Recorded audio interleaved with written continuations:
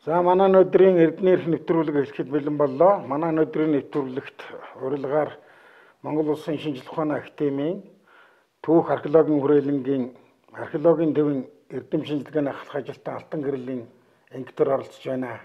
За ангитар эрдэм шинжилгээний амжилт хүсэж эхнийх асуултыг тавья. За баярлалаа. Тэгэхээр танай хүрээлэн хуучин археологийн хүрээлэн байсан түүхэн хүрээлэнтэй нэгдэж нийлээд бүтэц зохион байгуулалтын хувьд өөр болжээ. Тэгэхээр одоо нэг бодлоо одоо жижигэрсэн гэж үзэх үү, судалгаа шинжилгээ нөгөө экспертиз, малталт гэдэг энэ олон ажлууд чинь ямар шүү шиг зөвхөн явагдаж байна. Эхлээд энийг үүгээр яриагаа эхлэе. За тий одоо энэ шинжлэх ухааны академи одоо шинжилэлт хийх гэдэг ингээд олон хүрээлэнгүүдийг нэгтгэсэн шүү дээ. Тэр үйл явцын дагуу л явдаг төрөл засгаас ямар үйл ажиллагаа хий гэсэн тэрнгээр л явагдаж байгаа. За бид бол хуучин археологи хүрээлэн байж байгаа нэгдээд түүх археологи хүрээлэн нэртэй болсон. Тэнд бас түүх археологи хоёр нэр нь хоёлоо явж байгаа. Тэгээд тэр бас бид нэг санаа зовхон бол байгаа зүгээр археологийн шинжлэх ухааны хувьд бол хээрийн малтах судалгааны ажлууд бол яг явагдаж маргаал явагдаж байгаа. Зүгээр доторх бүтэц зохион байгуулалт бол нэлийн одоо өөр болчих ирсэн. Жишээ нь аврах хамгаалах сектор гэдэг нэмэгдэж хийсэн. За тэгээд түүхийн дунд зүүн гэдгийн дунд зүүнаараа ингээд өнөөгийн хөрөлт төмөр судлалын чулуун зэвсгийн сектор тэгээд шинэ түүхийн төв доторх төв дотроо бол нэг л төв байгаа. Археологийн судалгааны төв гээд тэрний эрхлэгч нь бол манай академич Зэвэнд орж багш бол энд эрхлэгчээр нь ажиллаж байгаа. Тэгэхээр одоо хөдөөгийн малталт заярал хайвал хийдэг энэ ажил бол хэвээрээ ажиллах удаа зуны экспертизээр ажиллана. Ер нь бол улирлын шинжилгээтэй ажиллаж тийг. Ер нь бол сүүлийн үед энэ уул уурхайн өгдснөөс хойш энэ хайгуулууд бол яг зүгээр говийн бүс нутагт бол өвлөөр хийдэг тийм өвлөөр яг ер нь бол 1-2 сар зарим тохиолдолд 11 сар хүртэл хийдэг тийм юм байна. Ягаад тэгэхээр хайгуул их боломжтой. Газрын хөрсөн дээр ямар нэгэн бэл цас ороогүй үзэгдэх орчин хязгаарлагдаагүй тохиолдол дээр хайгуул их боломжтой. Хүн ажиллаад бас дулаан алах бас боломжтой тэр нөхцөлд ажиллаж байгаа. Тэгээс өв цас зарцсан хайгуул хийж гэдэг байхгүй шүү дээ. Тэр ажил муудыг хийгдэгээрээ хийгдээл явж байгаа. Тэгээд зарим тохиолдолд телевизийн мэдээзэдээ ч юм уу одоо гадууд сошиал ертөнцийн энэ мэдээ материал сарахад зарим өвлийн цагт ч гэсэн замдан суулсан шарил олдооч гэдэг юм уу. Тэр зүгээр яваад мэдээлэл тэгж сүйдэлчт юм уу. Зарим одоо хүмүүсүүд булш бунхан ухаад хэрэгсүүл өнгөчөөд бас та нарыг сандард оруулаад. За тэглэг байх уу тий. Уг нь бол тэр чинь одоо ёс журмынхын дагуу мэрэгжлийнх нь судал хийх хэрэгтэй байгаа. Тэгээ сүүлийн үед чинь энэ зах зээл өвдсөнтэй холбоотой гар янз бүрийн одоо хүмүүс археологийн дурсгалуудын эвдэн сүйтгэх, шунхайн зорилгоор авч ашиглах, зарах гэж оролддог ухаж сүйтгэх ажлууд их явагдаж байна л да. Ялангуяа хэрэгсүүр гэдэг хүний нүдэнд ил байдаг тэр дурсгалуудыг маш их сүйтгэж байна. Хөвсгөл ер нь нийт нутгуудаар ихэнхдээ хөвсгөл, сэлэнг, баяа хонгор, дөөр хангай ингээл ар хангай энэ ус нутгаар бүгднгээр нь бол энэ археологийн гайхамшигтай хэрэгсүүр гэдэг тэр тал нутгийг чимсэн тэр гайхамшигтай байгууламжуудыг устгах ажил бол нэлээд явагдаад. Ерөөсөө сүйтгэл ухаа дунд нь цөмж ухаж хайчаал тэгээд боллогоо хайна. Ингээд бид чинь тэндээс ч юм арахгүй шүү дээ. Хоосон айл хөрөл зэвсгэх үеийн баг нүцгэн шалдан явахаас наахвар үеийн юм байхад тэрнээс бидэнд хэрэгтэй өнө антропологийн хэрэглэгдэхүүнүүд яс, хүний яс, мал амьтны одоо тэр ямар амьтанд ижидэг гэсэн тэр мэдээлэл хадгалагддаг яснуудыг гаргаад хайчих. Тэдэнд хэрэггүй хайчих. Өөр бусад эрдэм шинжилгээний ажилд хэрэгтэй зүйл. Тэр бол маш хэрэгтэй зүйл тий. Яг ямар төрлийн хүн байсан юм, ямар нүүр царайтай, ямар аж ахуй эрхэлдэг хүмүүс байсан, өсөлт төвчлөлт нь юу байсан, хүн тэрнээс гадна өвчлөл байсан үгүй юу, ямар хэдий хэр настай хүмүүс энэ ч мэдээлэл чинь бүгдээрээ бидний түүхийн суур болж байдаг учраас маш чухал байдаг мэдээлэл хадгалдаг. Тэрийг бид судалж иж өнөө бидний яриад бахархаад байгаа түүхээ баталгаажуулж өгдөг тийм дурсгал юм байна. Тэрийг л эвдээд байгаа нас их харамсалтай. Тэгэхээр энэ хэрэгсүүл, бунхан, бусад түүхийн дурсгал зүйл чинь бол орон нутгийн хамгаалтанд орон нутгийн засаг захиргааны байнгын хяналтанд одоо хамгаалж явах хэрэгтэй хууль бий байх л да. Тий хуулиндаа бол тэгээд сум орон ер нь тэр юм ухаж сүйдэлж байгаа залуучуудаас муу ажиллаад байна уу энэ одоо яагаад ингэж хүрэлцэхгүй байна гэсэн үг юм а. За нэг хүн хариуцсан. За хуучин бол энэ байгаль орчны улсын байцаг байгаль орчных нь хүн хариуцсан давхар хариуцдаг байсан. Тэр хүн чинь ан өнөө хулгай ан өнөө мод тайрсан газар хөндсийн нутгаа хөцөлдөд явчих нөгөө төгсөлийн дурсгалыг бол баг өөрөө ч баг сайн мэдэхгүй шахах хүмүүс болчиход байдаг ийм байсан. Одоо бол нэг хүн соёлын одоо нэг хүн байгаад тэр маань бол хаанаач өрсөхгүй тэр том нэг сум нэг хүн байхлаа чи яаж хүрэх юм бэ? Соёлын нэг хүн чинь одоо тэр зарим соёлын клуб эрхлэгч чинь соёл хариуцсан хүн чинь зарим эмэгтэй хүмүүс байна бид нар ч хоол явж чадах юм уу юу машин унаа юутай билээ ингээд төгсөлийн дурслыг хамгаалах асуудал нэлээд одоо орхигдсон байдалтай л байгаа юм л да. Тэгээд ер нь хүмүүс тэгээд дээрэс нь Монгол орн чинь өөрөө өргөн удаа нутагтай. Тэрэн дээр нь харуулсан малчид тэр орон нутгийнханд сайн хэлж яриад ийм үнцэнтэй шиг сурчлагын ажил бас дутуу байна гэж үзэх гээд байна. Хэрвээ тийм байх юм бол орон нутгийн хүмүүс нь бас өөрсдийнхөө дурслыг хамгаална. Тэрнээс яг тэр тухайн нутгийн хүмүүс малтсан тохиолдол энэ цөөхөн. Өөр явуулын одоо тийм хүмүүс орж ирэл малтчаад гараа явчихдаг гэж одоо ихэнх нь тэгж ярьж байгаа юм л да. Тэгэхээр тэднүүд зүгээр хар муухраар энэ ч хэрэгсүүлэнд юм байх учиртай гэж үзээд байна уу? Зүгээр ер нь бас уучлаар одоо мэрэгжлийн археологчд ч байдаг юм уу? Тэр талын мэдлэгтэй хүмүүсүүдээс бас тодорхой мэдээлэл аваа тэгээд ухаад байна уу? Энэ дээр одоо нарийн хүн гэдэг чинь өөрөө байнга боловсруулж яадаг юм болохоор за хулгайч байна уу, эрдэмтэнч байна уу бүгд л боловсруулна. Эндээс гараад юу гарааг мэддэг учраас ер нь бол эндээс гараад юм орохгүй гэдэг мэдсэн бүр супер гэж хэлж байгаа хурдан малтдаг айхт болооч цагдаагийн газар их барьсан тохиолдол байгаа шүү дээ. Яг л өнөө эрдэнэстэй энэ малтад байж хатан барьж авсан тохиолдлууд бий. Тэгэхээр зэрэг бол мэдээж хэрэг бол тэрэнд бол хүнийг бол бас нэг муухраар хугацааны хэлж байгаа. Тэр чинь өөрөө зоригтой. Тийм цаана мэдээж хэрэг захиалгын хүмүүс байна гэдэг нь тодорхой байгаа шүү дээ. Зарим нэгэн дурсгалууд бол одоо дэг бол бүр захиалгаараа хулдаг, захиагаа хулгайлуулдаг тохиолдлууд байдаг гэж би одоо бас зарим одоо мэргэжлийн одоо хүмүүсээс сонссон тэр цагдаагийн улсуудаас сонссон юм байна. Хөшөө чулуу тийм хөшөө чулуудыг одоо сонхол сэтлэр зөвлөх авах хулгайлах асуудлууд байна. Зарим гарцсан тохиолдлууд бүгд бүртгэлтэй бид уцагдаа одоо тухайн төгсөлийн дурсгалыг хамгаалах тэр хүмүүст нь хэлж бичгээр сандсан тохиолдол олон байна л дээ. Тэгэхээр өөрөө бол эртний гэхээс одоо дундад зууны үеийн хот Балгад суур ийм газруудын боор төрийг малтаж эзэмшлэгээний мэдээлэл цуглуулсан. За археологийн сүнтэй дурслууд олсон. Тэгэхээр манай Монгол орны газар нутаг дээр хүмүүнээр амьдарч байсан үе чинь бол манай тол өмнөх 300-аад оноос гэдэг л дээ 300 тийм. Айн үеэс эхэлдэг гэдэг. Ер нь хүмүүгийн үеийн хот болгосон дурсгал тойр аль хэрэг байд юм бэ Монгол газар нутагт? За тухайн үед одоо хүмүүгийн нутгийг бол өнөөгийн Монгол улсын нутгаас хязгаарлаж болохгүй юм л да. Одоогийн одоо Хатангол уршаа тийм ээ Хатангол гэж ярьдаг шүү дээ.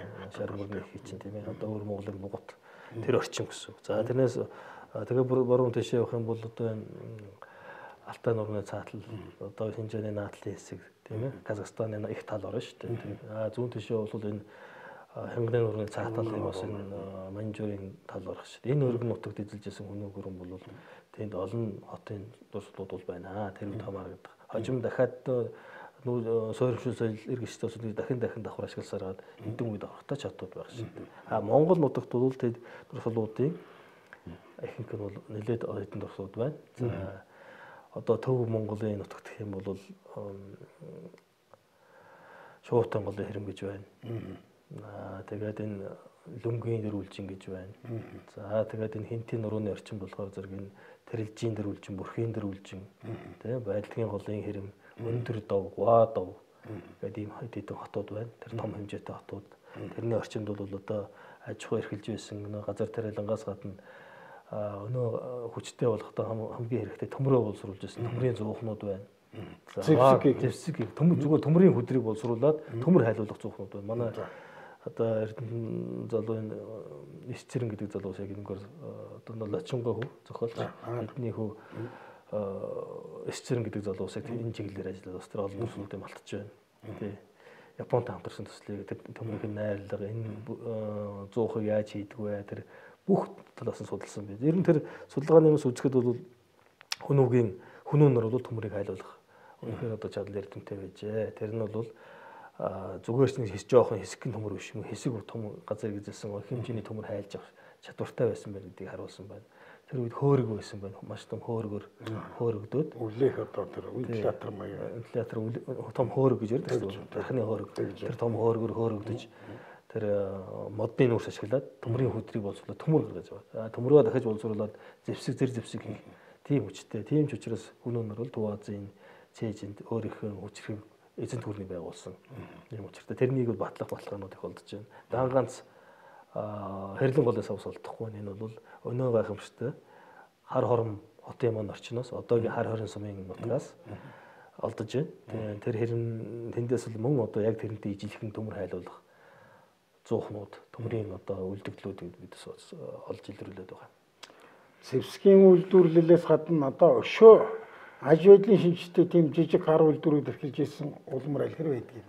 За хүнүүн орчин бол зүгээр бас нүүдэлчин байхаас гадна тэр үедээ бол нэг худалдаа арилжааны бас эрхэлдэг байсан. Төв Аз Европын холбооны оргоны замын нэг үзүүлэлтээр сууж ирсэн. Тэг хэсэгтээ тэр замыг бас хамарч худалдаа арилжаа хийдэг. Тэр дэс одоо мэдээж хэмжээ ашигтай сайн ажиллаж байсан ашиг бол их л байгаа ш. Тэр тухайн дурсгалтай юуны замыг хамгаалаад тэрнээс бас худалдаа бүрднээс бүрд дэмжсэн худалдаануудыг хамгаалж өөрсдөө бас худалдаанд оролцдог байсан байна.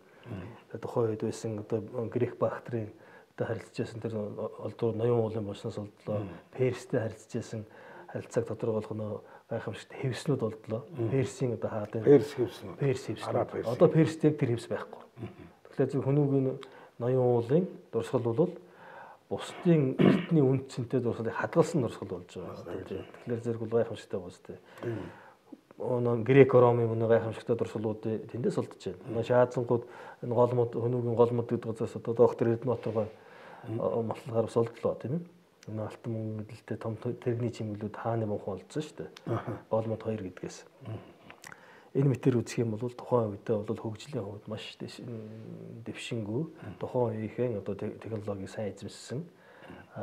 Тэгээд бас тэр чи эдийн засгийн харьцаанд маш хөгжлөөр орж чаддаг, олон улстай харьцаж чаддаг том улс гүрэн байсан гэдэг нь бол тодорхой байна. Тэр ган хайлуулах, нүүлдвэр зэвсэг техник хийх анхны одоо бэлдэс материалыг хийж байгаа энэ технологи ногт одоо орчин үед харьцуулахад тэр нь аль хэр одоо дэвшилттэй. Одоо бас санал сэтэл нь зүгээр өөр төвшөнд хөгжөөд ирсэн юм. Зүгээр одоо бол мэдээж хэрэг чинь их хэмжээгээр нь одоо нэг чулуун нүрс ашиглаад тэгээ маш хүчтэй өгөө цахилгаан ашиглаад яаж штэ хайлуулж штэ төмрийг. Тэр үедээ бол модны нүрс ашигладаг байсан. Модны нүрс одоо хос мод ингээд өөрсдөө хусыг өөр модны нүрс их технологитой байж. Тэгээ тэр нүрсээ төмрийнхөө өдөртөө холиод тэгээд хүчтэй гал өгөөд галаа маш хүчтэй тэр үжил төрөгчөөр хүчтэй хүлээлгэж шин. Тэгэхээр чинь зэрэг маш өндөр хэмжээний температур.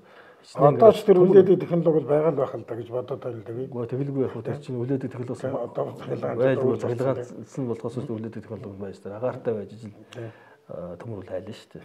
Тий. Дээрээс нь нэг одоо бидний жан шиг ирээд байгаа тэр ган хийхэд маш чухал. Силикат тэр чинь бол бусад төрлийн одоо хөхөр юм муу төмөр гарахаас сэргийл тэрийг авдаг байгаа. Термэлт нэмэлт материалуудыг хэрэгжүүлсэн улмар тэр улмар тэр чинь хажууд сайжирч технологи сайжирч бүр одоо илүү ган хийх тийм ээ тэр үйл явцтай л одоо орж ирж хийж байгаа шүү дээ. Тэгэхээр Монголын газар нутгаар байгаа хүнүүгийн болон тэрнээс дараах үеийн хотуудыг судлахад хотуудын хэмжээнд одоо халаалт молоалтыг шийдэх гэсэн ч байдаг юм уу муухайс бахархан зайлуулах гэсэн ч байдаг юм уу. За тэгээд мэдээ тэр зэрэг бусад дайралт юмнаас хамгаалах гэсэн юмнууд хамгаалтууд бол байгаа л байх л да. Тэр хэрэм байна гэдэг маань нэг хамгаалт шинжил тийм. Тэгээ өндөр том хэрэм биш ч гэсэн ямар ч хэрэм байна гэдэг нь тухайн үед бол эвэр гэж байгаа. Хоёр болонд нь юм хоёр тишээ салаасан юм эвэр хэлбэр юм бол байдаг. Тэр бол яг илүү гадна дотны юмыг харах дотор талтай бас өндөр цайз барих энэ төр бол тухайн үеийн одоо урд зүгийн цэн улсын хотуудад байдаг элементүүд хүнүүгийн зарим хотод байх магадлал байгаа. Гэхдээ одоогоор малтас судлаа тогтоогоогүй байна. Хоёрдугаарт халаалт одоо тэр бохирыг шийдэх асуудал бол байсан байна. Бохиргоос гадна юугаа халаалтаа шийдэх. Хүнүүгийн одоо Сэлэнгэ аймгийн Мандал сумын нутагт байгаа Бороогийн суурин гэж байдаг. Тэр Бороогийн суурьнд бол халаалтын систем нэг сувгтай одоо халуун ханз гэж ярьдаг шүү дээ. Тэр тухайн оромжоо тойроод ингээс утаа гүгээд халуун утаа гүгээд тэр нь бол орон байрыг халаах тийм одоогийн парны өргөө үүсгдэг тийм. Тэр халаалтын системийг ер нь бол хүнүүд энд юунд Солонгосын хойгт анх үүссэн гэдэг. Гэхдээ хүнүүд бас нэртэй 2000 орчим жилийн өмнө тэр хүнүүгийн морогийн суурьнд бол ус байна. Ус сувгийг зайлуулах тал дээр бол бас тодорхой юм бол бас хэлэхэд хэцүү. Хожимын үеийн тан улсын үеийн гэж яригдах унаа төргийн хаант улсын үеийн одоо зарим бүрхлөө тахлын онгонууд бол тэр дээр орсон усыг гадагшаа суг руу зайлуулдаг. Үер буюу барааны усыг зайлуулах тэр онгоныг бол ямар нэгэн ус шалбаагүй байлга хатах тийм нөхцөл бол байна. Мөн дараа нь Кеданы үед барьсан том барилгуудын дэргэд бол усыг шавар хэрэмтэй учраас шавар хэрмийнхээ усыг гадагсан зайлуулах гүнзгий сувгнууд бол байна. Мөн уулын усыг хураагаад уулын ус хураагдаад хотын дундургаад тэр суурь бохор усыг ингээд шудраад дайраад аваад гарах тийм нэг удаад аваад гарчих тийм хэмжээний сувгнууд бол байсан байна. Ялангуяа Кеданы хотод энэ их тохиолддог. Уулын хажууд хотоо бол уулын хажууд барьчаад бүр өргөн урт сувг татаад тэр сувгаараа тэр том талбайд буусан ус бол наашаа орж ирээд хотын төвд байгаа зарим бохирынуудыг бол яг тэр хотын төв гудамжаар гаргаад өөр тийш нь гаргаад зайлуулж явчих хэмжээний. Тэгээ уул энэ хотоо барихтаа бол өөр өөр ингэсэн онцлогтой байна. Цаг үе болгонд эзэнт гүрэн болгонд өөр өөрийн онцлогтой хотын онцлог байна. Ямар зорилгоор барьсан бэ? Худалдаа арилжааны том төв байгуулах зорилгоор уу? Үгүй бол төрөмгөөлөн суух зорилгоор уу, цэрэг суулгах зорилгоор уу, үгүй л данганц хаан хүн юм уу, үгүй л хатан хүн дээр хаан хүн зориулсан цай цэрэн байна уу, үгүй сүм хийд байна уу. Энэ өөрийнх нь одоо анх барих тэр зорилгондоо тойруулсан төлөвлөсөн юмдаа зориулсан барилгууд бол баригдчихсан байна. Тэгэхээр готын тэр бүтэц байдлын марталт хийгээд үзэхэд одоо нөө хот байгуулалтын дэгш хэмтэйш байдаг юм уу, дөрвөлжинч байдаг юм уу, дуургайч байдаг юм уу? Энэ бүтцүүд ямар хэмжээгээр илэрч гаргаж байна? Тий, одоо жишээ нь Хүнүүгийн хот гэхэд бол одоо тэр хананаас ингээд доторт дөрвөлжин хэрэм барихад тийм ээ төв дунд асар сууц бариад хажуу талдаа бол одоо яг тэр ханаа дагсан одоо жижиг сарвчнууд байх шаатай ийм төрсөлүүд хийсэн хадны зураг юу эртний одоо уран зураг дээр байдаг бид малтас үздэг энэ бол тийм одоо гүйдэг зам байжээ гэдэг бас хотоосон жишээ байна. Жишээ нь одоо Монгол Солонгосын хамтарсан их студийн юуны Төв аймгийн Баянжирлангийн Гоодов гэдэг газар малтаад тэндээс маллын үндсэн дээр бол тэнд одоо ордон байжээ.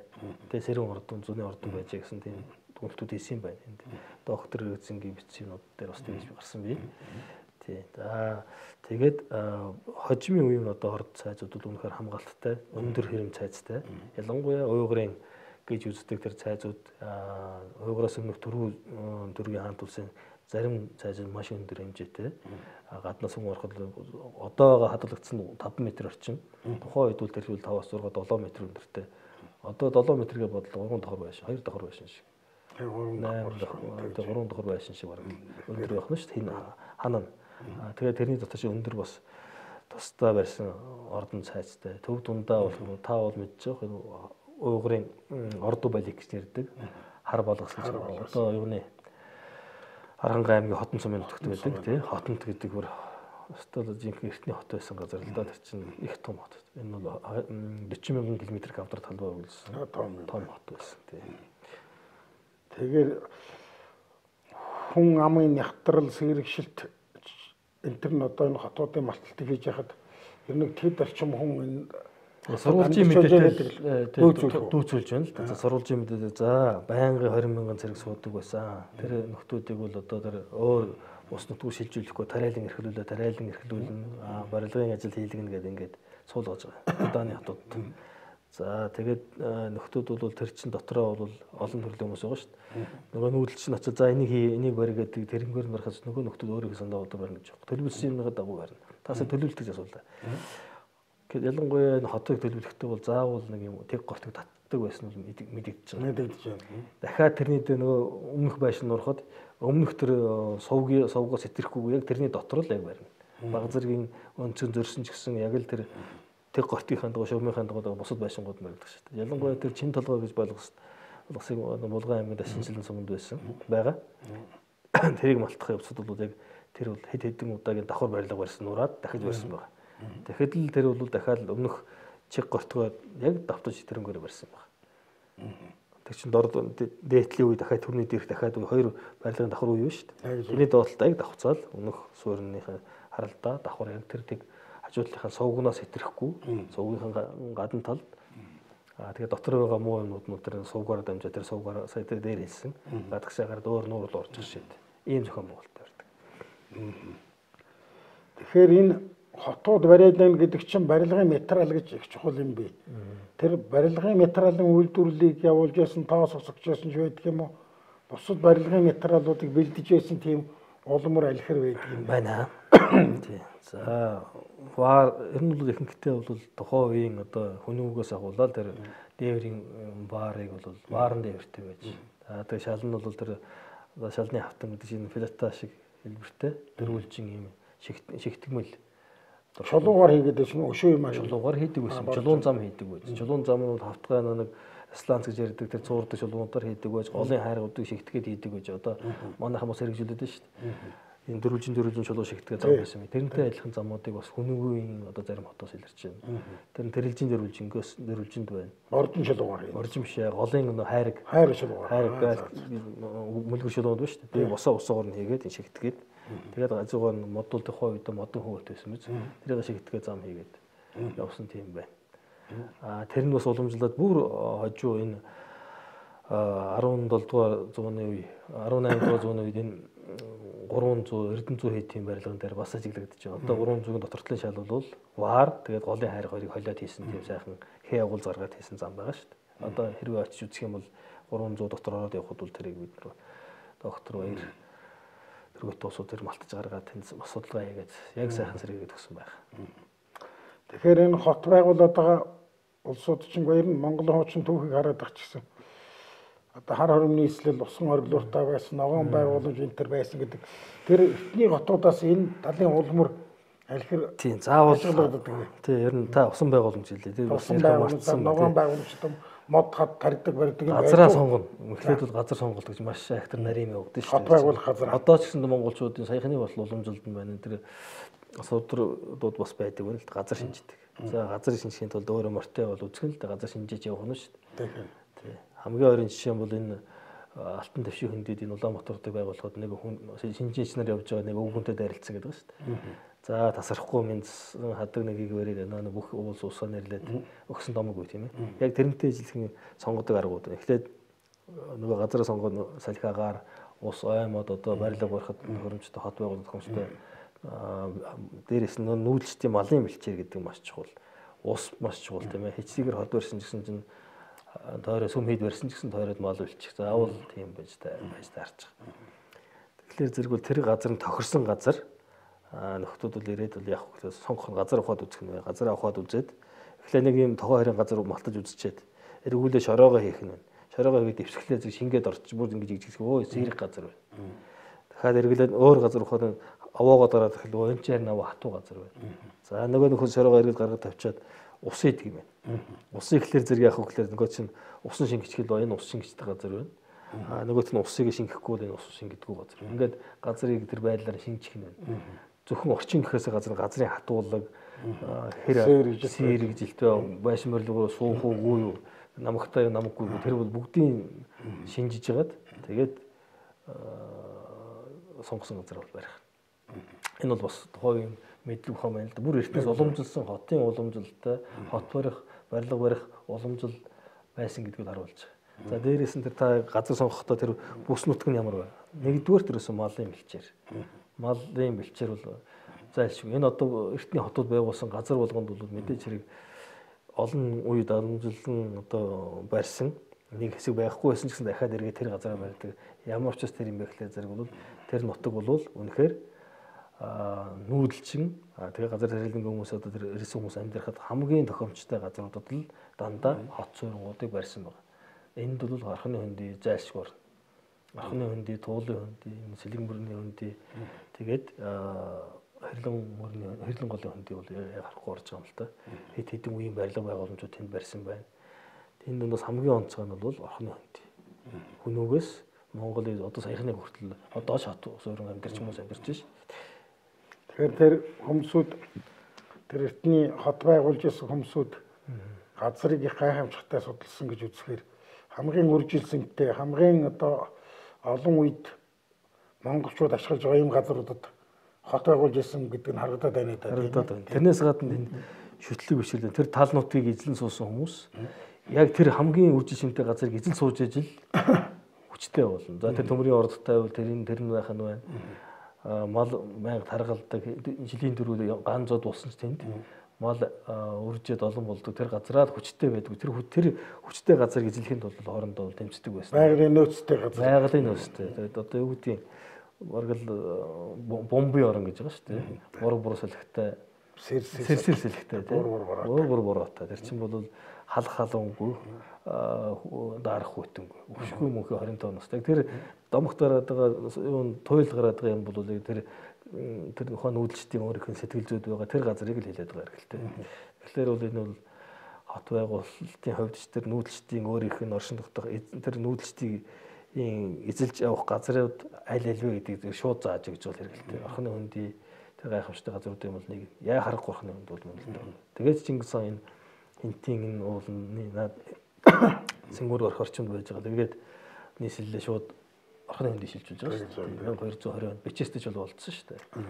1220 онд Чингис хааны зарлагаар тэр энд хар хором хотыг байгуулах зарлиг болгосон тухай гэж. Тийм бүр Монгол өчгөө бичсэн бичээс.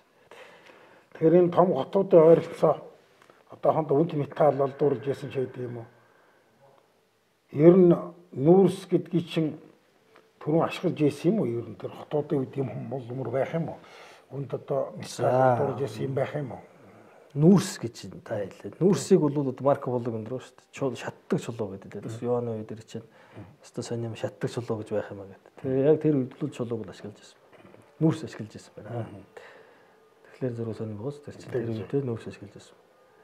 Дээрээс нь Кеданы үеийн цөнг ингээд судлаад үзсэн чинь маш хүчтэй галаар шатаасан байна. Тэ энэ шаталтын үндсэн дээр бол тэр силикат гэж энэ одоо жаншны тэр хэсгүүд бол ингээд тайлаад алгуулсан байна. Тэрний үзэх юм бол энэ бол чулуу нүүрс ашиглаж ирснийг баталж байна. Тэндээс гарсан дотор нь нүүрсний юмуд үлддэв юм. Тэрнээс үзэхэд бол 30 хэдэн мянган жил гэж гаргалаа чи нүүрсний үе байхгүй. Нүүрсний тэр үеийн онцог гаргалах зэрэг за Кеданы үед бол ямар ч үс нүүрс ашигладаг байсан байна. 10 дугаар зууны үеийн тэр цөнгөөс төмөр тэрний булан тэдэг ширмэн цөм биш үү? Тэгээ ширмийг боловсруулахын тулд бол нөхдүүд чулуу нүүрс ашиглаж байсан. Чулуу нүүрсийг Баттай 10 дугаар зууны үед бол ашиглаад эхэлсэн байсан. Тийм учраас 12 дугаар зууны үед тийм ээ энэ ирсэн жуулчд бол чулуун шатдаг чулуугаад гайх нь бол аргагүй. Тэрнээс өмнө бол хүнүүг үед бол нөө модны нүүрсийг ашигладаг байсан байна. Тийм модны нүүрс. Тэгээ модны нүүрсийг ашиглана гэдэг нь бол тусдаа нүүрс модыг тусгай нүүрс болгодог технологи шүү дээ. Одоо ч энэ манай зарим Өксотны зүүн судлаачдын хийснээр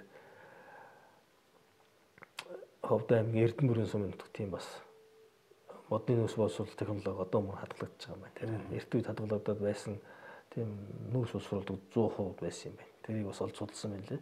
Тэр бас маш сонирм. Одоогийн алтны нарийн тархчууд дандаа л хусны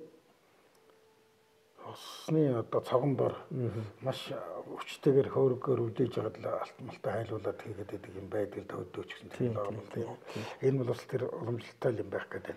Тэгэхээр монголчуудын булш бунхан энэ эртний одоо дор сулуудыг малтаад үзэж яхад алт мөнгө метийн одоо үнэтэй металлуудыг хэдийгээс одоо их өргөн ашиглаж байсан. Ерөн дээр үед айлхаар ашиглаж байсан мэдээ баримт олдод юм бэ.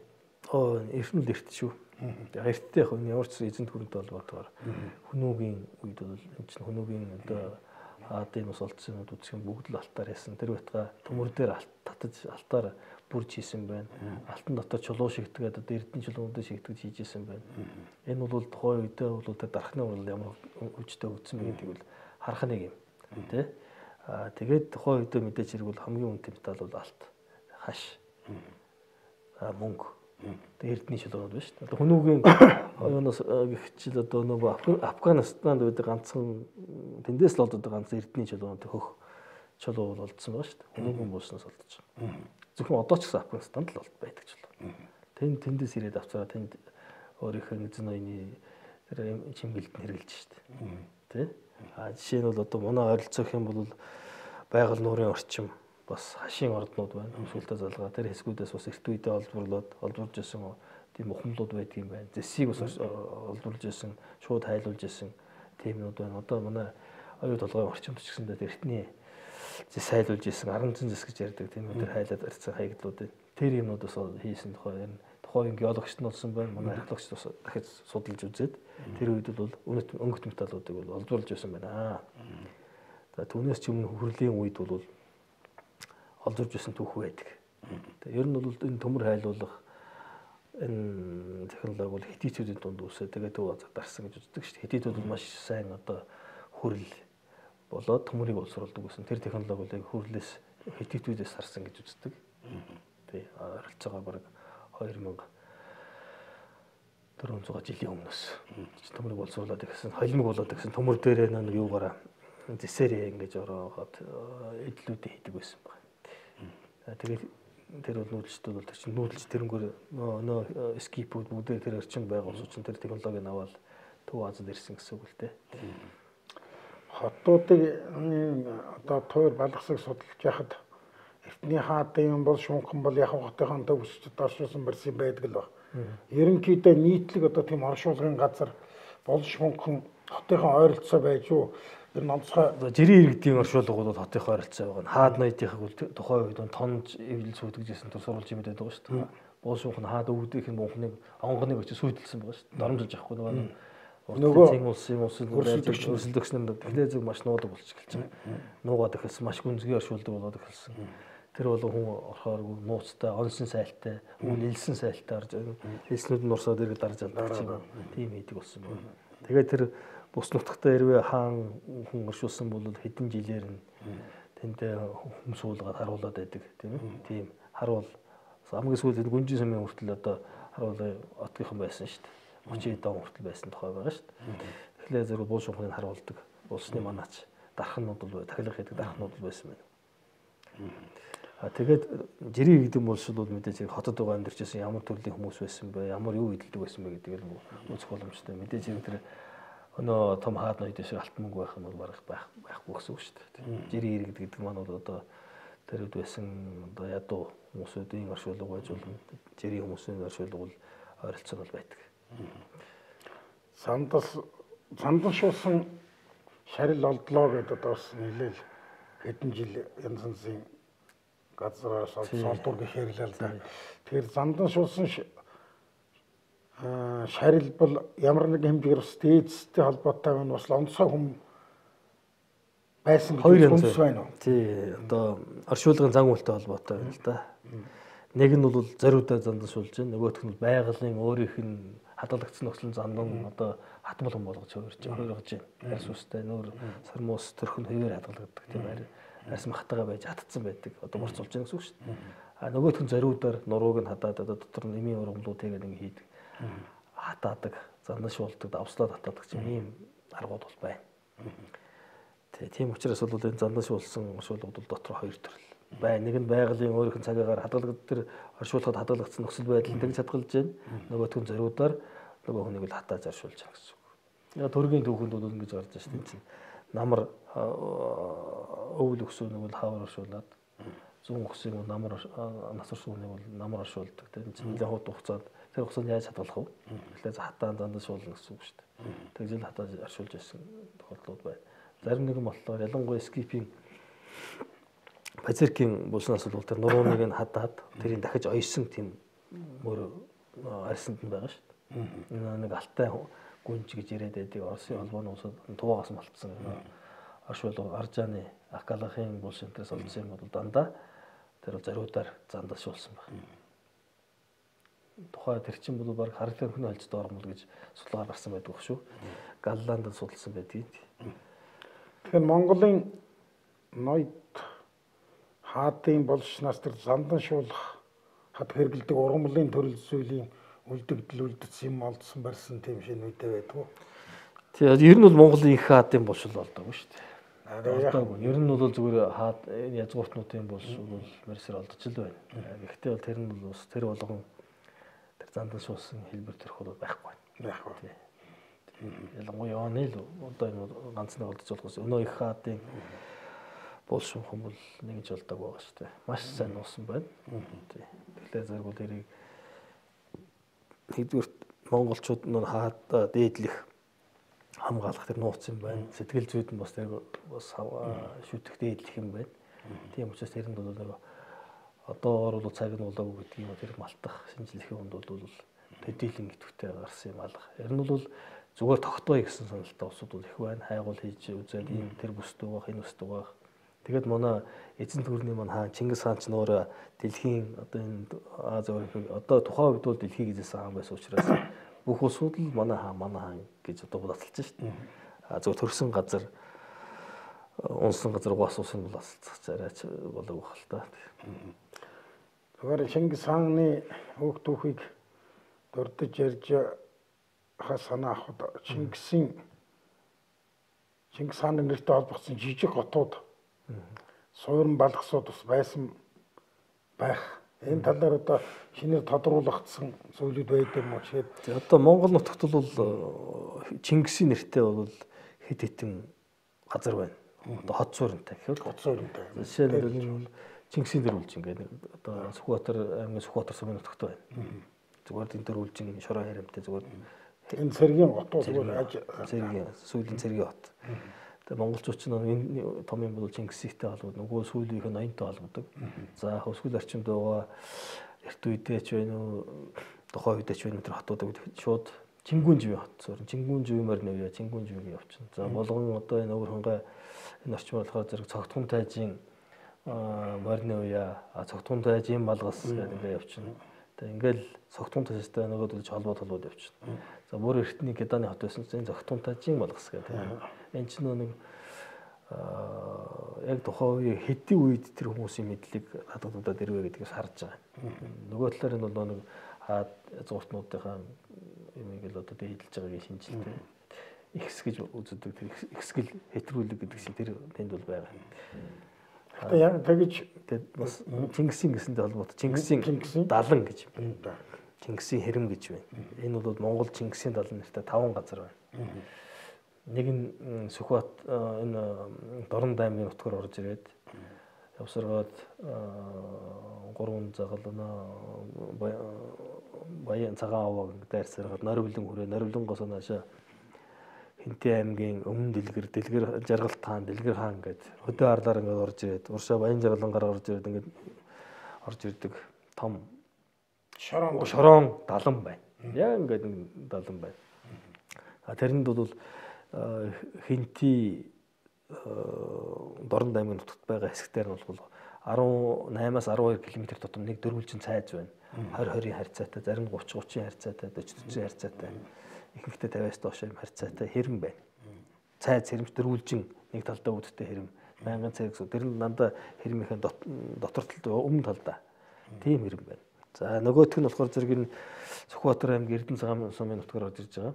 Орж ирээд нэг 100 орчим километр яваад ингээд газар талд ингээд алгуулцдаг юу байна.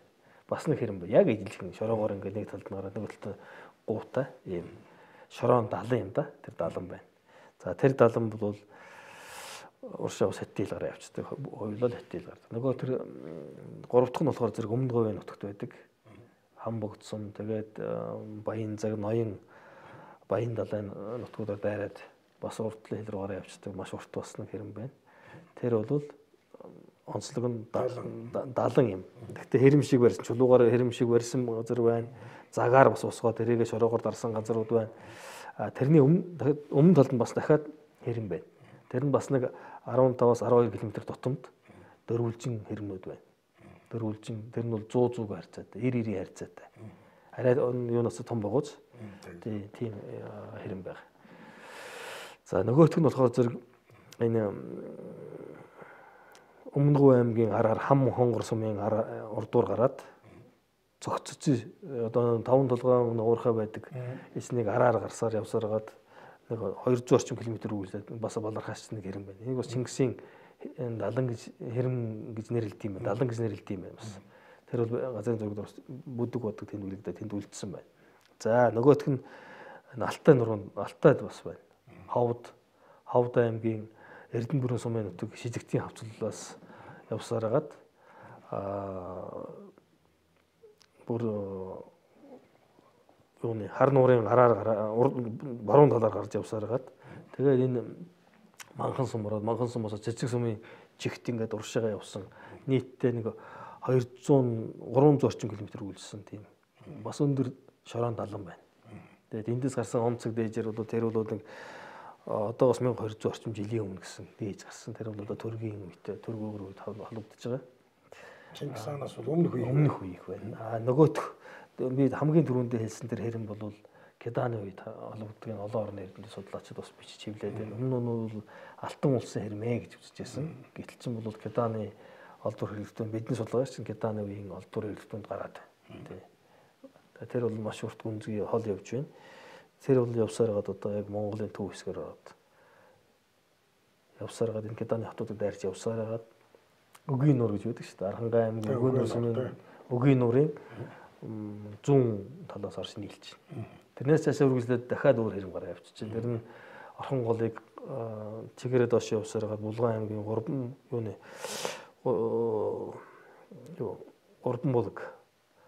булгийн хойтлоос үргэлжилсараад Орхон сумын хойтлолтоор гараад Орхон голоо гараад тэгээд дээшээр үргэлжлээд Өлжит сум руу ороод Өлжит сумаас өгсөөргээд Өгийн нуур Батцангэл сумын наад зах үрээд тэгээд уршаа гараад явдаг юм. Уртаа Чингисийн хэрэм нэртэй том хэрэм байна. Ийм олон хэрэмнүүд энэ Монгол. Энэ бол юуг харуулад мэдлээ зэрэг тухайн бус нутагтаа бол яг тэрний дунд бол ямар ч байсан нэг улс байжээ. Тэр бол дотор талдаа гаднаас хойноос ирэх дайсныг хамгаалж исэн байна. Нөгөө тал нь урдаас энэ нөхдүүдээс урдлын нөхдүүд бас өөрсдөө хамгаалаад нэг тухайн хэсэг үед урдлынхаас гарсан онцгой доктор Эрдэнэбаатар Кавлион нарын хүнүгэх гэд малтаж үтсэн л дээ тэрийг. Тэгээд малтаж үтсэн ихэнх нь бол ер нь Кеданы үе. За зарим нь Сисэ гэж тангууд улсын үед амрах онцгойд гарсан. Тэр онцгойуд нь харах юм бол энэ бол миний юу шүү дээ. Тэгэнгүүт үзэх юм бол энэ бол яг төв Монголын нутагт уйгуртай сайн харилцаатай байж байгаад ер нь хууд уургийн харилцаатай шүү дээ. Уйгур Кедан хоёр чинь тэр харилцааны үндсэн дээр хуучин уйгурын замыг сонгоод тэр үед тангууд улс нэг торгоны замыг хаацсан байсан учраас тэр хуучин уйгурын худалдаа худалдааны замыг авахын тулд тэр хуучин уйгурын нутагт бол хүчтэй анхаарч эхэлж олон хэрмүүдийг ураад энэ хойд хилээ бол хамгаалсан юм байна. Мэдээж зэрэг хойд хилд нь бол нэг зүв аймагуд байнга довтлоод байсан учраас тэнд бол хамгаалт байх шаардлага гарсан. Энэ талангууд бол үндсэндээ хэрэм барихын одоо хотол хэрэм барьсны дараах юм уу гэж бодсон. Дараах юм уу гэж бодож байна. Хэрэм бариад нөгөөдөлгөө энэ бус нутгаад ийм манай хэл нэ. Хэл довтоосон байна уу? Хамгаалах бас давхар үүрэгтэй байна. Мэдээж хэрэг хэлийн харуулсан цааш. Хэл дээр одоо хэлийн хотуудыг довтлоод сөнөөгөөд байна шүү нөхдүүд. Хэлээ хамгаа энэс дотгош орсон танаас өртсөн байна гэдэг хэлийн юм хийж шүү дээ. Тийм хэлийн юм бол байсан байна. Тэгэхээр одоо эртний хотуудын талын тэрний малталтын талаар нэлээд зүйлүүд. Энэ малталтуудыг хийхэд гадаадд ямар улсуудтай хамтарч ажиллаад байна. Одоо Дангаана манайх бол хүч хөрөнгө гэл одоо дотоод одоо хэдэн жил 10 хэдэн жил одоо тэгж ирлээ шүү дээ. Сүүлийн үед яг хийх гээд оролдож ил байна. Тэгээ өөрсдөө хүч хөрөнгөөр хийгээд зарим нэгэн жижиг грантууд аваад оролдоод хийх гээд оролдож ил байна л та. Тэгээд мөнгөгөөд муухай зарилаад байх бол бас онцгүй л дээ. Жишээ судалгаа явуул хэрэгтэй. Их хэмжээний мөнгө шаардахгүй шүү дээ. Зөв улс харьцуулах юм бол зөвхөн гадны харьцуулсан улсууд гэх юм бол Японтай хамтарч ажиллаж байна. Германтай хамтарч ажиллаж байна.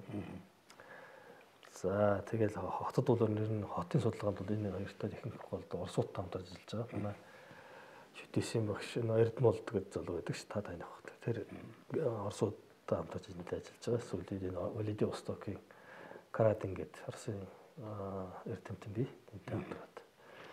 Тэгэхээр зарим археологийн олдврын чинь нарийн генетикийн талаас нь ч байдаг юм уу? За бүр нарийн нано төвчнөөс нь судлах юмуд гардаг юм шиг байгаа. Тэгэхээр ийм наривчлсан судалгааг гадаадд хийлгэж гэн дотоод бол энийг хийж боломж нөхцөл бол том бага байх би бодож байна. Ямар вэ? Техник технологийн дэвшил гараад одоо энэ чинь гар утсанд хүртэл юуны тусгай юу суулгаад линз суулгаад тусгай электрон линз суулгаад тэрнгээр бол дотоод утсыг харьцаж болж шүү дээ. Одоо энгийн таач гэсэндээ өөрийнхөө утсан дээр линзээ суугаад програм суулгачих юм тэрийг зүгээр ямар бүтцтэй ямар найрлагатай вэ гэдгийг хүртэл тогтоож чадна. Тэгэхдээ археологийн хүнд бол эн чинь зүгээр бодит ургамал биш учраас он удаан жил дарагдсан учраас тэнд бол байгалийн шинжилгээний задралын аргууд маш шаардлагатай байна. Тэр нь бол том олон жил дагнасан туршлагатай тэр лабораториос гадна туршлагатай эрдэмтэн хэрэгтэй байна.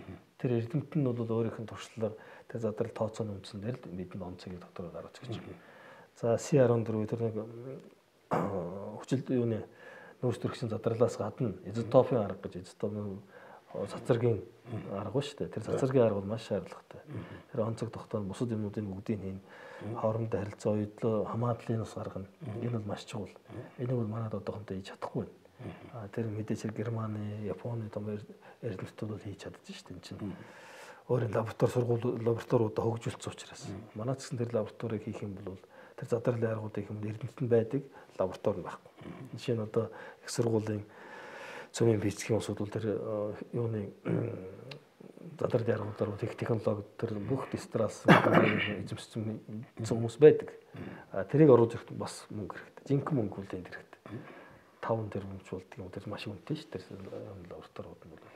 Тэр чинь дээрээс өндрөөс тэр жижиг дээжийг унаагаад задраад тэр үдийн тоолоод гаргаж байгаа. Бас цацрагийн изотопын судалгаа бүр хүнд бол. Тэгээд тэр чинь бус нутагт хот дотор байлах уугүй гэх их асуудал байт юм л. Би тэр Японы Токио сургууль үзсэн л дээ. Тэр хэд хэдэн лабораторид орж үзсэн. Хэмжээний хувьд бол их том биш.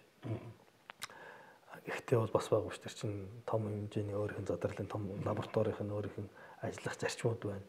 Унгаа харгууд нь өндрийн аргууд байт юм л. Тэр жижиг дээжийг яаж задлах вэ гэдэг. Дээж олон байх тусмаа нөгөө үнэн хариу гардаг. Тэгэхээр одоо Монголд шинжлэх ухааны олон салбарт хөгжиж байна л да. Нэг бодлын археологийн шинжлэх ухаантай ер нь гол шинжлэх ухаануудыг холбогдморч юм шиг. Шинжлэх ухааны салбар донд хамтарсан экспертиз ажилламаарч юм шиг юм ажиглагдаг байхгүй. Ухаанда эртний хүний яс шарил оллоо гэсэн тэр үеийн улсууд ямар өвчнөөр одоо өгдөж байж юу? Монгол хүний гений одоо бүтц хаан болт ямар байж ямар шүү одоо солилж байж энэ чинь ангаах хинч байдаг юм уу хүн судлалынхан одоо ингээд танахт хамтарч ажиллаж наривчлсан судалгаа болмоор юм харагдаад байна л ингэж алих шүү ажилд юм байдаг тэр ажилдаг их манайд ч антропологч гэж байна шүү дээ тэр чинь дотроо бас патолог гэж өвчин судлалынхан байна тийм за тэгэл өсөл төгжилтийн судалгаа улсууд байна тэгээ физик антрополог гэдэг нэг хэмжилт ясны хэмжилт өсөл төгжилтийн судалдаг нэг шүдний өвчлүүд нуруу нуусанд байгаа өөр төрлийн цагаарийн өвчнүүд юу болсон бэ гэдгийг судалдаг усуд байна. Манай их сургуульчдод тийм антропологчд биш түмэн доктор байна, нэртэй доктор байна. Эдгээр чинь бүгд л тэр судалгаануудыг хийж байгаа. Тэрнээс гадна байгалийн шинжлэх ухааны гэж яриад байгаа танд тэр үйлээд байгаа. Пицки, цөмийн пицки. За тэгээд одоо геодезийн газар ус судалдаг. Тэр газар хөдлөлийн байгуулалтын шинжлэх гэсэн холбоодмаар юм байна. Тийм бүгд л олгох хэрэгтэй л да. Усных тийм чинь геологийнх бүгд л олгож байгаа. Ялангуяа археологт бол геолог маш их олгодог шүү дээ. Геолог ялангуяа эртний тэр чулуун сүсгийн үеийн дурслууд аль үеийн чулуулгууд юутай холбогдсон байна. Аль давхарга байс олдсон байна. Эдийг тогтоох одоо геологийнх одоо тэр олон улсын экспедицийн тийм мэргэжлүүдтэй цуг ирж байгаа. Тэднээсээ зөвлөгөө авна. Тэд нар л хэлэхээс биш археологчдод маань бол тэр геологоор орохгүй тодорхой тийм ээ. Тий. Сейсмоситээр орохгүй тодорхой. Энд газар хөдлөлд ийм болсон юм гэдгийг хэлэхгүй.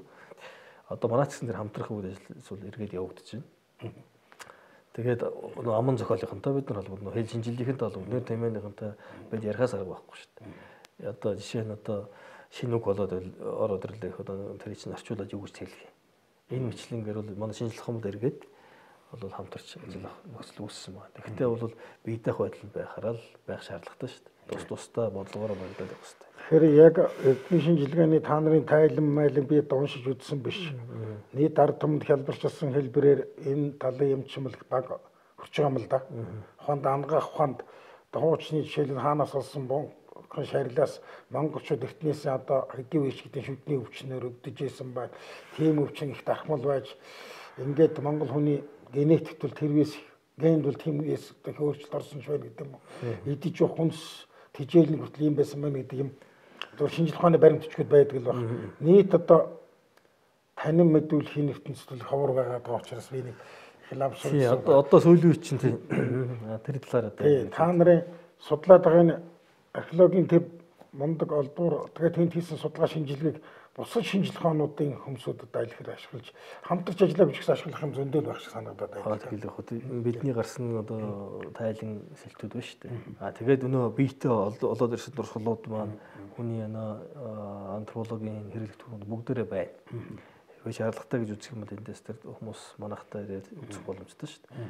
Тэгээ манай антропологчтой уулзаад ингээд ийм миний чинь үгүй ямар ч төгстэй ингээд үзэж байна. Гадны ус удаж ирээд бас үзэж л байна. Гэрээгээр хийгээд заавал гэрээ хийх үзэх ёстой гэж чинь. Тэгээ үзнэ.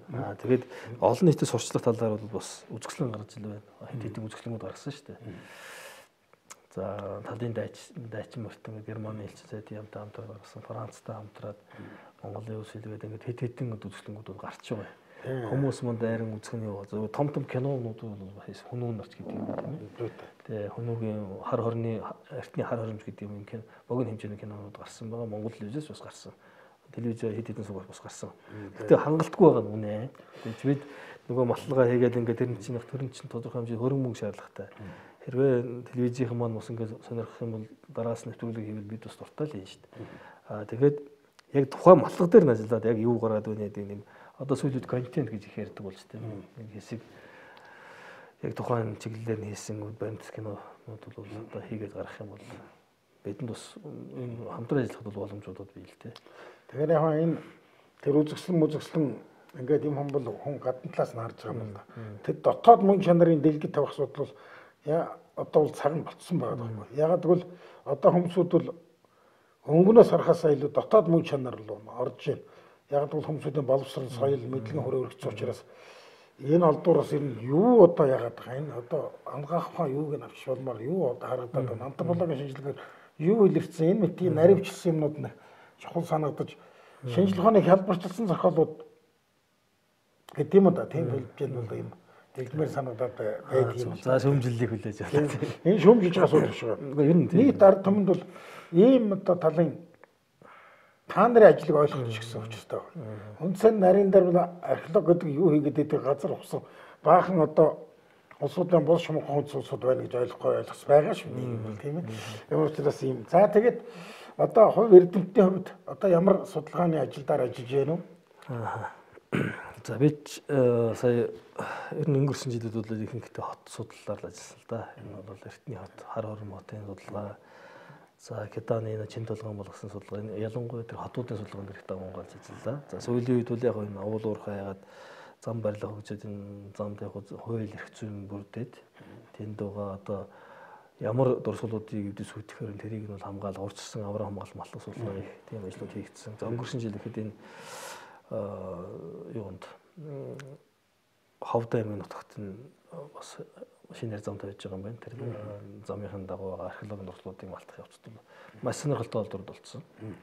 За эндээс сагсаа хэлбэрийн бүхэл бүтэнтийн дурсгалуудын байр сэнсийг бид малтаж үзлээ. Ямар хөө төрлийн дурсгалуудыг бас тогтоож үзлээ. Дээрээс нь оруулмал одоо морьтой оршуулганд болсон.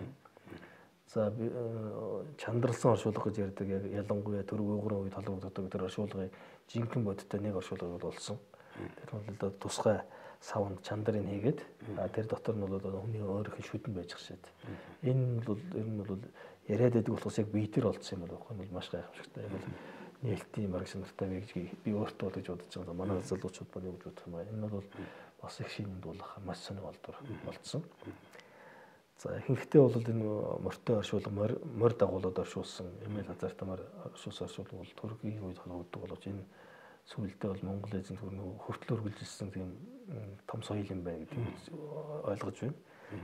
За тэгээд тэр бус нутагт бас дан ганц юу гэхгүй булш гэхгүй тэр орчинд бол Чулуун зүсгийн том дурсгалт газруудыг бас илэрж оллоо.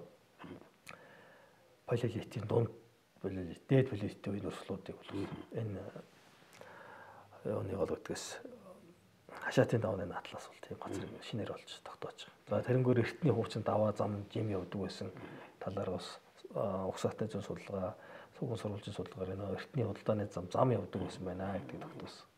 Энэ бол тухай одоо би өнгөрсөн жилийн өмнө бас нэг том амжилт. За дээрээс нь Казахстантай хамтарсан төсөл хэрэгжээд Шивет бол Булган аймгийн Баян агцсан нутагт байдаг Шивет улаан гэдэг төрөг өгрөө үед хавах тахилын байгууламжууд урьдчилан байдлыг үзэж байгаа. Тэр байгууламжийн маллах судалгаа бол нэгдэх жилдээ амжилттай үргэлжлээд 8 талтай тийм суурга хэлбэртэй байгууламж болтож байгаа. Тэр үеийн дурслаас дөрвөлжин суурин дээр 8 талаар өргөсөн чулуун суурганы хэсэг бол болтсон байна.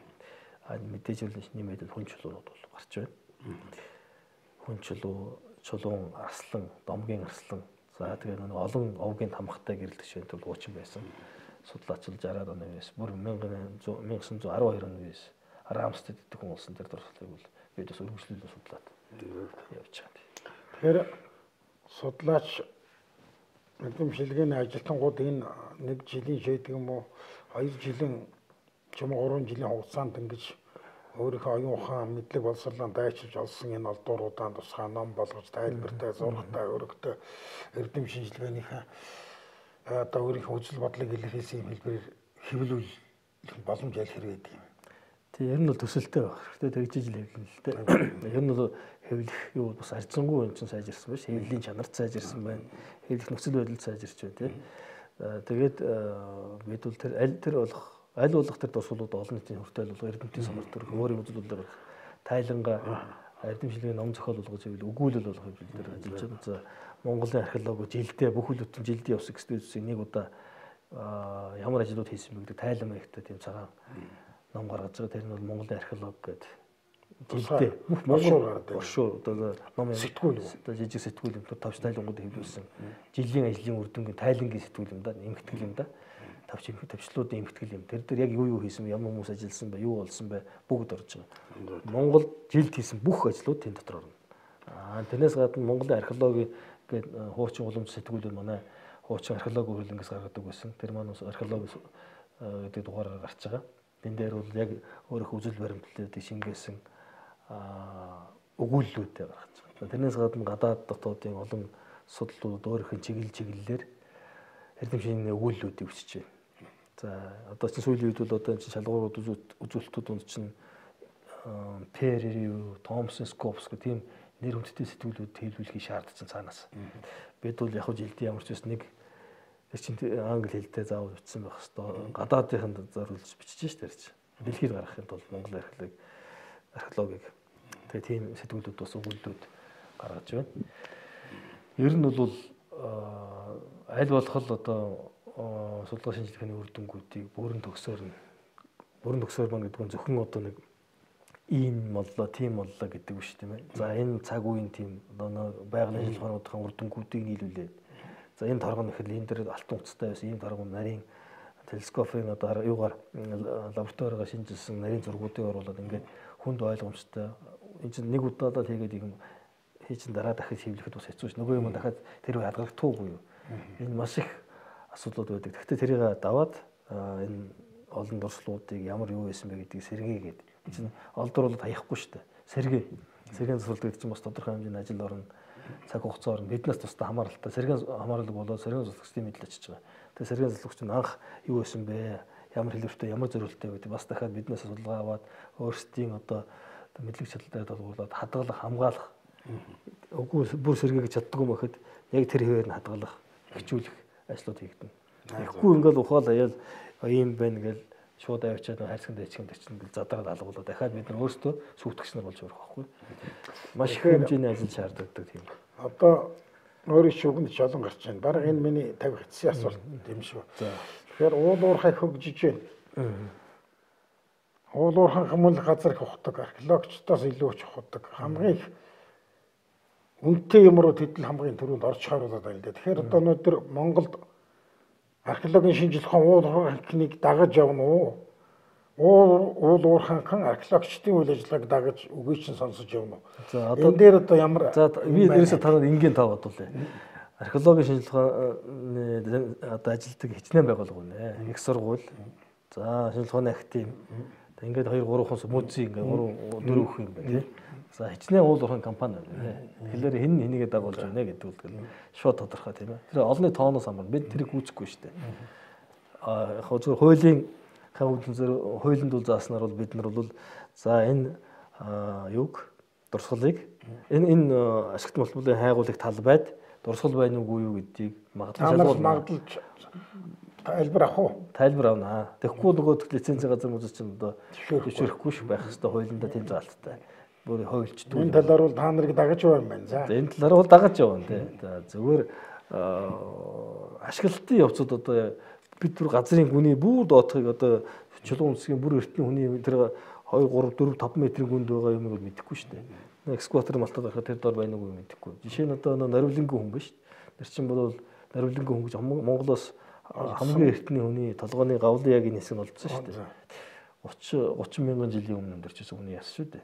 Тэр бол алтны уурхааны дундаас л гарч иж байгаа. Ийм бачимдсан гинтийн одоо дуудлага 90 үз стандарт. Мэдээж ирнэ шүү дээ. Одоо жишээ нь одоо өвлөөр явуулсан чинь манай Авраам хамгаалах тасгийн эрхлэгч амар төвшин чинь бүр өвдөн өвлөөр нь баяуулгад очиж одоо тэр эртний хүний оршуулгын одоо авсан юм да. Ухмал байна. Тэр шүүдэх гэдэг өвлөөр очиод авч байгаа байхгүй нэ залуучуудтай очиод.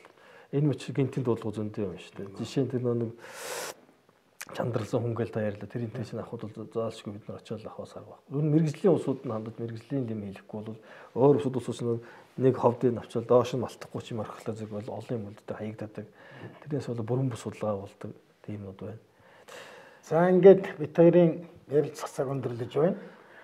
Манай өнөөдрийн нэвтрүүлэгт шинжлэх ухааны академийн төв археологийн хүрээлэнгийн археологийн төвийн эрдэм шинжилгээний ахлах ажилтан Алтан гэрлийн ангитар оролцлоо. Таны одоо цаашдын эрдэм шинжилгээний ажилд их амжилт хүсье.